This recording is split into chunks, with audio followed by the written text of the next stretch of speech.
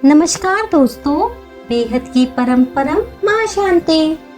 मोक्ष क्या है? मोक्ष है जन्म और मृत्यु के आवागमन से मुक्त हो जाना, अपनी आत्मा की सिद्ध स्वरूप स्थिति हो जाना, अपनी आत्मा के जब सारे कर्म नष्ट हो जाते हैं अर्थात सर्वशक्तिशाली हो जाना ही मोक्ष है। अपनी आत्मा में लगे जब सारे कर्म संस्कार ही समाप्त हो जाते हैं उसे ही मोक्ष कहते हैं। जब हमारी आत्मा के कर्म संस्कार नष्ट हो जाते हैं, हमारे भीतर कोई भी राग द्वेष नहीं रह जाता है, तब हमारी आत्मा शुद्ध हो जाती है। हम अपने परम ज्ञान से आत्मा में लीन हो जाते हैं। ऐसे समय हमें ऐसे सुख की अनुभूति होती है, उसे हम शब्दों में व्यक्त नहीं कर सकते। मोक्ष का अर्थ है सारी कामनाओं से मुक्त हो गए, जब हमारे अंदर कोई कामना ही नहीं है, क्योंकि हमारा जन्म तो हमारी अधूरी इच्छाओं के कारण होता है। और जब हमारी कोई इच्छा तृप्त नहीं हो गई, उस इच्छा को हम तृप्त करने के लिए ही संसार में आते हैं। मोक्ष के बाद ऐसा होता है कि हमारी सारी इच्छा ही तृप्त हो गई, अब कोई कामना ही नहीं बची। उस स्थिति का अर्थ है आनंद की स्थिति। जब अपने में आनंद और आत्मानंद हो गए, हम अपनी आत्मा में अकारण ही आनंदमय हो जाते हैं। हम अपने सुख के लिए संसार पर निर्भर हैं।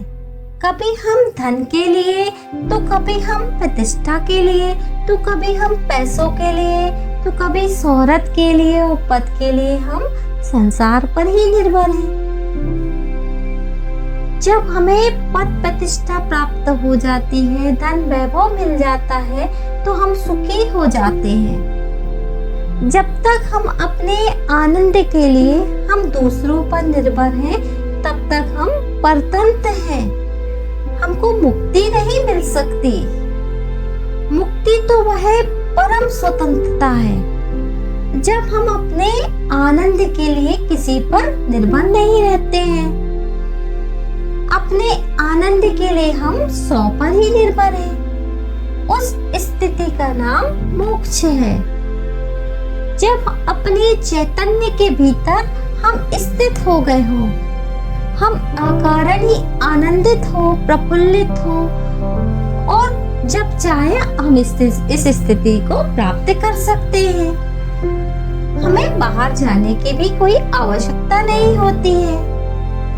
चाहे गई चिंता गई। बापूजी ने मोक्ष का अर्थ बताते हुए कहा है कि मोक्ष के लिए ज्ञान आवश्यक है और हमारी आत्मा में पावर भी चाहिए। और जीवन मुक्ति और मुक्ति में अंतर बताते हुए बापूजी कहते हैं कि जीवन मुक्ति का तात्पर्य है कि जीवन में रहते हुए भी मुक्ति का अनुभव करना। व्यक्ति घर परिवार में रहते हुए भी, पत्नी बच्चों की देखभाल करते हुए भी अपनी आत्मा की जागृति के लिए इस संसार में, देश में मुक्ति का अनुभव करता है। जैसे कि जनक विदेही, उनका राज्य था, पद था, ऐश्वर्य था, पर भीतर से भी राजपद से मुक्त थे। कोई भी परिस्थितियां उनको दुखदाई नहीं करती थी। इसे हम जीवन मुक्ति भी कह सकते हैं, जिसमें व्यक्ति को किसी भी प्रकार का बंधन का अनुभव, शरीर में दुख का अनुभव, घर परिवार में किसी परिजन की मृत्यु का भय, धन हानि होने पर भी व्यक्ति भीतर से दुख का अनुभव नहीं करता है, वह मुक्त रहता है। इसे ही जीवन मुक्ति कहते हैं। ऐसी स्थिति में नए कर्म चार्ज नहीं होते। पुराने कर्म भी फल देते देते खत्म हो जाते हैं। आत्मा जन्म मरण के चक्कर से बाहर आ जाती है। दूसरे प्रकार के मोक्ष को हम मुक्ति कहते हैं। इसमें आत्मा सब कर्मों के जन्म मरण के फेरे से मुक्त होकर संसार से बाहर निकल जाती है। उसको हम निर्वाण व सिद्ध क्षेत्र का मोक्ष भी कहते हैं।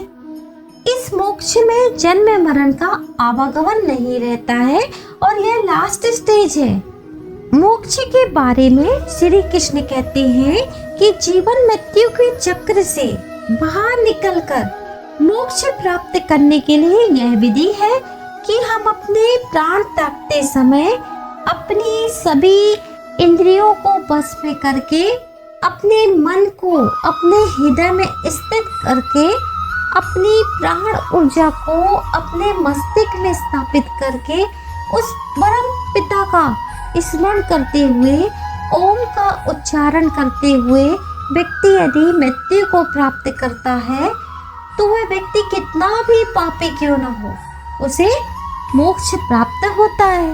मोक्ष हम ज्ञान योग, कर्म योग, सांख्य योग और भक्ति योग के द्वारा भी प्राप्त कर सकते हैं। आत्मा के तल पर हम मुक्ति को प्राप्त कर सकते हैं। इसके लिए आवश्यक है कि हम स्वयं को जानें। हमारा उठना, बैठना, चलना, सांस लेना भी सभी होशपूर्वक होना चाहिए, क्योंकि होश ही वह नाव है जिससे हम संसार रूपी सागर को पार कर सकते हैं। आत्मा से जुड़ना चैतन्य की उच्चतम अवस्था ही समाधि है। चेतना वह स्वर है जहाँ मनुष्य पूर्ण मुक्ति का अनुभव करता है। योगियों ने ध्यान की सिद्धि को भी समाधि कहा है। मोक्ष वहाँ प्राप्त होता है जहाँ व्यक्ति शब्द, विचार और दर्शन से परे हो जाता है और मोक्ष के बाद आत्मा अग्निशिखा की भांति ऊर्ध्वगामी हो जाती है। धन्यवाद दोस्तों। बेहद की परंपरा मां शांति।